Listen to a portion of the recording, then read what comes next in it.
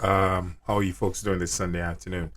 Now, I'm actually going to be doing a video, which I have actually did before, but it's when I first started doing making videos for my for these platforms, Facebook and so forth. But at that point, it didn't really make much sense for a lot of people because they didn't. Not a lot of stuff was really going on, so it didn't register it. So basically, what I'm doing, I'm making a video on a bug out bag. Now it started registering to people where you're going to be needing a bug out bag. All right, especially if you live close to the city. Bug out bag mean if in case of any form of natural disasters and you need to get away, or there's no access to no electricity, you name it. But it's something basically you grab immediately. You don't have to pack anything, and you go. And you have to have some form of destination to be going to. So it could be a park, it could be a group of people. Once you make these plans, you got to make it with anywhere between 2 to 6 people. So and you got to have a destination where to go. So once you know these things are in play, these things that are listed, serious natural disasters, no access to electricity and so forth, you guys grab your stuff and go. Now in this bug out bag, basically, you're gonna need three forms of clothing: wet, cold, warm, and dry. You're gonna need wet, cold, and dry. Okay, go earth colors, guys. Earth colors mean green, brown, stuff that you blend well with the surrounding. You don't stand out. There's a reason for that because I don't want to say too much on this video because I don't want to get a flag. Because once in those times, guys, everyone are going to be for themselves when things are that bad, when things get to that point. So everyone is going to be an opportunist. So you don't want to give away yourself to people. You want to be as incognito as possible. You also want to have some form of rope, some form of knife, basically if you need to cut something, for like food, stuff like that. You also need a military compass because chances are if your phone go out and you got to have something to tell you what direction you're going in, sorry. Topographic map, which is map of the area that you're traveling to or traveling from. A small pot to purify water or cook. You're also going to need tarp. Every person in that group is going to need tarp, and this is be you something that you're going to be using for a bed.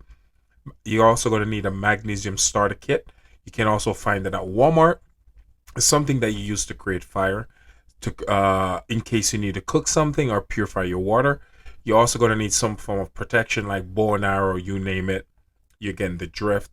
A bow and arrow to get access to food and so forth. The bow and arrow can actually give you that. You're also going to need to be wearing boots. You don't need to be wearing shoes. You need to keep anywhere between 2 to 6 people in the group. Let your kids aware of your plans in case if you need to use it. They're not surprised in what you're doing. 2 to 6 people in a group. Keep a book on edible plants also, guys, so you know what plants to eat in the wildlife. If you live in the city, which is this will imply to people mostly in the city, you have 72 hours to leave the area that you're in to go to your safe location. That's if there is no form of electricity. You have 72. Basically, you have the longest 2.5 days to get out. All right. Now, you need to be asleep during the daytime and you travel during the night because it's safer. You need to be nocturnal, and you got to also know your location that you're going to be traveling in. The best way to travel, actually, to be honest with you, to be incognito, is either by your legs or on bike, which is bicycle. You really don't want to be in a car in that time. During those times, folks, especially if you're traveling from a major city, you want to get out of it. You don't want people to notice what you're doing. You need to be, once again, you need to be traveling at night. Best thing to do is to travel by legs or by bicycle. You're also going to need gloves. Once again, make everyone in your group aware of the plans.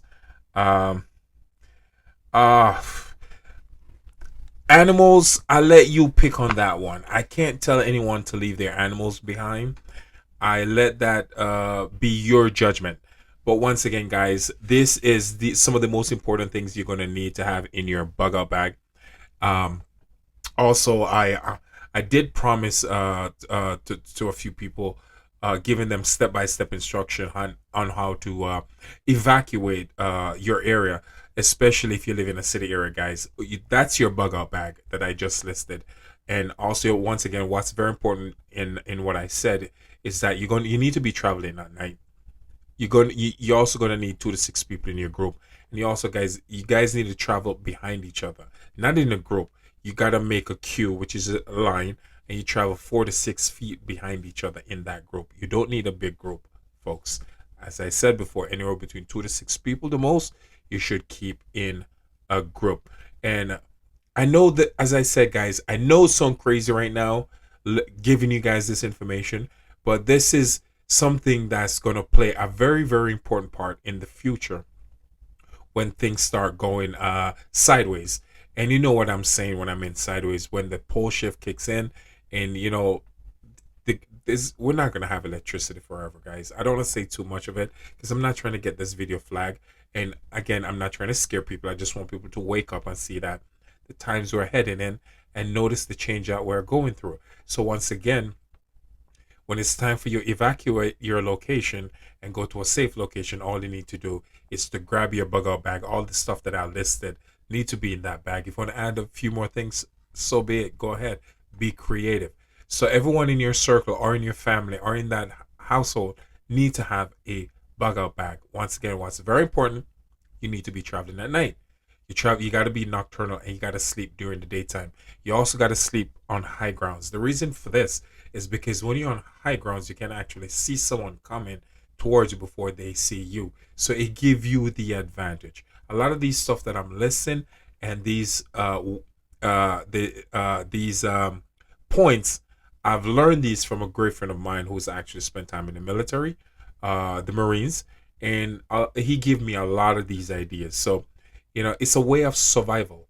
So I'm giving this information. Hopefully it can help somebody in the future, because I know for a fact we're going to use it. I already know. I'm not trying to get the video flag, but I already know when not the natural disasters kicked in, because of the pole shift that we're going through. We have no access to electricity.